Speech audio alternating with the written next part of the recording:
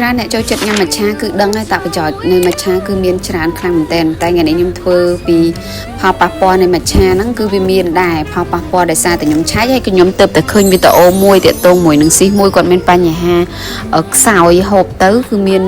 របៀបថាដូចសេះសោះអស់កម្លាំងអីចឹងខ្ញុំក៏មានសុខភាពស្តៀងគាត់នោះដែរអញ្ចឹងគឺតាក់ទងជាមួយនឹងការញ៉ាំគឺវាមានបរិមាណច្រើនអញ្ចឹងខ្ញុំក៏បានឆែកឯកសារមើលថាវាមានប៉ះពាល់អីគេខ្លះចាំមើលក្នុងវីដេអូនេះខ្ញុំនឹងនិយាយគឺផលប៉ះពាល់ហ្នឹងទៅលើការញ៉ាំក្នុងបរិមាណច្រើនអញ្ចឹងគឺវាអាចប៉ះពាល់ទៅលើបេះដូងអញ្ចឹងកាលណាយើងញ៉ាំទៅវាជាតិកាហ្វេអ៊ីនខ្ពស់គឺបេះដូងរបស់យើងលោតញាប់ហើយវាអត់សូវស្រួលក្នុងខ្លួននៃហត់អញ្ចឹងក៏ធ្វើឲ្យយើងគេងអត់លក់ដែរបើសិនជាករណីយើងញ៉ាំពេលថ្ងៃអាសៀលអីគឺដឹងតែគេងអត់លក់ហ្មងហើយគេណែនាំមិនឲ្យញ៉ាំពេលពោះទៅទេអញ្ចឹងគឺយើងញ៉ាំបាយហើយរៀងយូរបន្តិចទៅចាំយើងញ៉ាំដោយសារវាពាក់ព័ន្ធជាមួយនឹង